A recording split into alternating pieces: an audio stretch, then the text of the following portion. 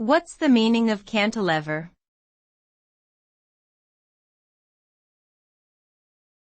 Cantilever.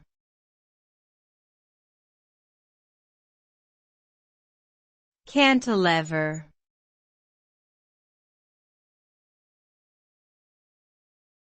Cantilever.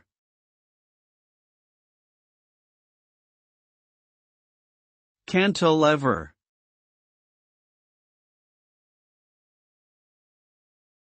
A cantilever is a rigid structural element that is anchored at one end and extends horizontally into the open space, carrying loads and providing support.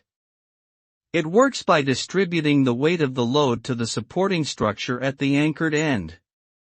The result of using a cantilever is that it allows for longer spans without the need for additional supports in the middle.